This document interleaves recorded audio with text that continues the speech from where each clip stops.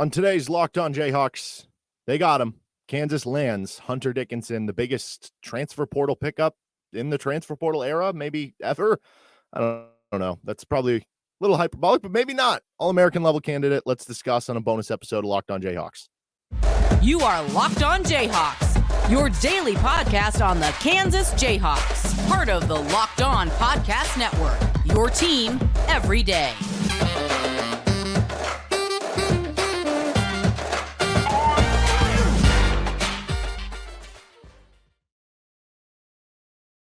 I'm Derek Johnson. You can hear me as well on Rock Chalk Sports Talk, Monday through Friday, 3 to 6 p.m.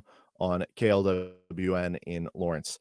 Thanks for making Locked On Jayhawks your first listen every day. We are free and available wherever you get any of your podcasts and on YouTube. Like and subscribe to the show.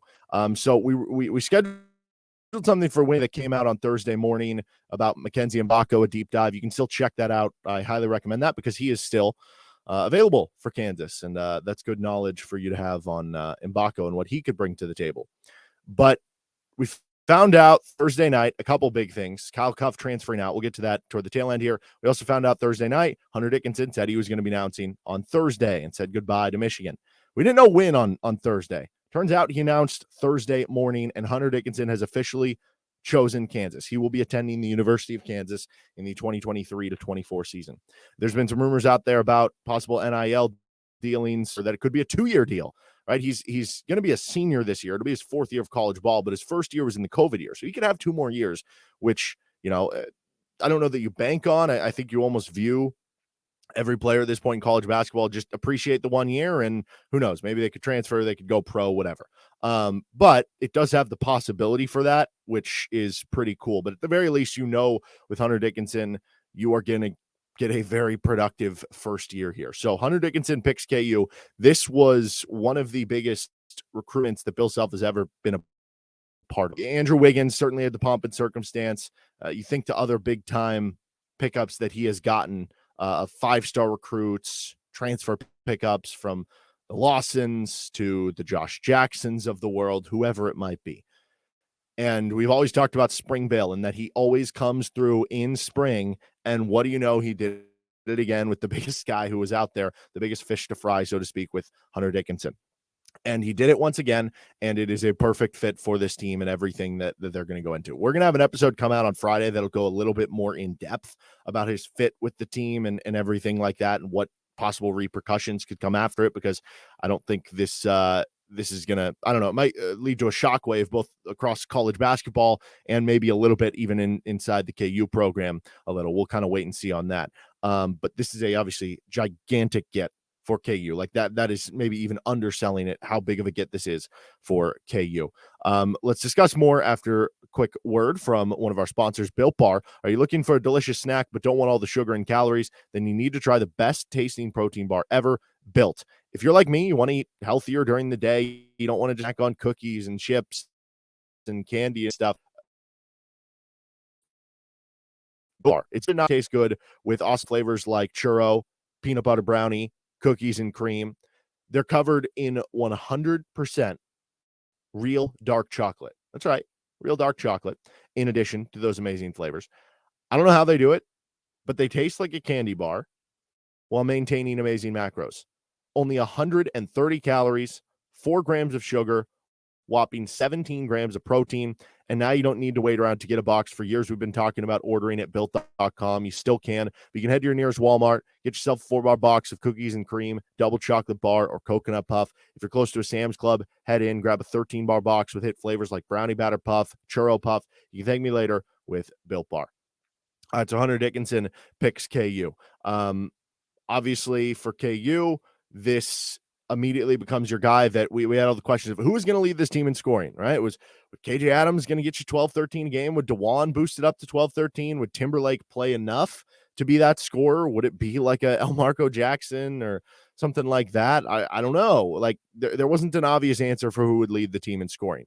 Now Hunter Dickinson comes in, and it is a very, very obvious answer. Hunter Dickinson should lead the team in scoring and rebounding. But it's a great fit for the team overall, because now you talk about for Kansas, adding Nick Timberlake was huge to have that 3-point shooter. They're still not complete. They still probably need another 3-point shooter. Maybe that could be like Mackenzie Mbako. But all of a sudden, having Hunter Dickinson makes every player a little bit better of a three-point shooter. It makes Nick Timberlake a better three-point shooter. You run him on the same side. Now, if a double comes, boom, he's open. Now Hunter Dickinson's getting more assists. Now Nick Timberlake's hitting more threes because he's getting more open. It makes DeJuan Harris more open. It gets right. Everybody, maybe their percentage goes up a couple percentage points because they get more open threes having Hunter Dickinson on the floor with him in the middle, because he's a good passer and he's going to get double teams, and he's going to be a behemoth with his stats in Bill Self-type offense. Think back to Wayne Simeon, averaged over 20 points per game. And there have been a lot of great KU bigs that have put up double doubles per game, or 16, 17, 18 points per game. Dickinson is about as skilled as any of them on the block. He can work into the mid-range. He can shoot three balls. This feels like a guy to me. I know, I guess it just happened last year with Jalen Wilson, but it's only happened 3 times in the Bill Self era that a player has averaged 20 or more points per game at KU. I feel like that's going to happen with Hunter Dickinson. He is just such an automatic fit to everything Bill Self wants to do, and being able to run through a big man. I mean, they were in the 99th percentile of post-ups ran when they had David McCormick. You have Hunter Dickinson, who, I don't mean this is a disservice to David McCormick, who was a really good big and probably should have won Final Four MOP. But David McCormick was like an all-conference caliber center. Hunter Dickinson is an all-American caliber center. It is not crazy to think Bart Torvik now has Kansas the number 1 team in the country with Hunter Dickinson. I still think on a lot of the preseason polls, you might see them number 2 behind Duke, who would be number 1.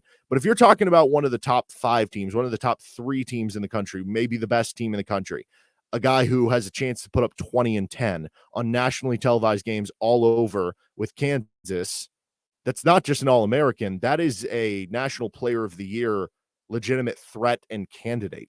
So, like, this is as big, like, as much as the freshman recruits mattered. Like, you brought in Andrew Wiggins, and he averaged 17 points per game. He was second-team All-American. It's not often that you can land via recruiting, whether the portal or freshman, a first-team All-American level player with this level of production. It is very hard. So that is why this is such a big get for KU. Obviously, this slides kind of some of the centers down the roster. Now it's like, well, you have a little less pressure on what is the development of year 2 going to be on some of those centers. And it opens things up for everyone else. It makes things easier to play KJ Adams at the 4, right? I mean, now that you have Hunter Dickinson, who shot 42% from threes last year, limited attempts, and I don't think he's going to be chucking up 5 or 6 threes per game, but is he going to take 2 or 3 threes per game? Probably. And that makes it more doable to play him next to KJ Adams, along with what now it looks like with your lineup. You're going to be able to play like Nick Timberlake at the 3. You're going to be able to play like 2 quick guards at the 1 and 2, that the floor spacing should be okay for you if you're playing KJ at the 4 and Hunter Dickinson at the 5. This is just such a mammoth get to, in addition to just keeping the momentum going forward for KU in recruiting, and what this means as a program, and what this means as far as how the donors are investing into NIL to kind of prove it and get Hunter Dickinson.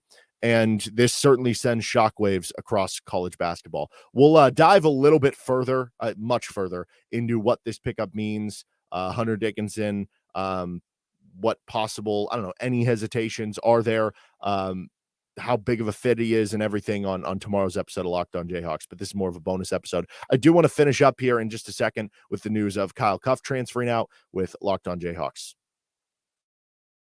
There's also from last night, Kyle Cuffe is transferring out of KU, and basically because of Hunter Dickinson going, normally Dickinson picking them this morning would have meant they are full up on scholarships, right? They had 1 remaining. Dickinson picks them, they're out. But because Kyle Cuffe is transferring out of the program, now even after Hunter Dickinson picked KU, they still have now 1 scholarship open. Could that be Kevin McCullough coming back? Could that be Mackenzie Mbako committing? Could it be someone else that is either in the draft process that we haven't heard from entering the portal, or Ron Holland or whoever? I don't know.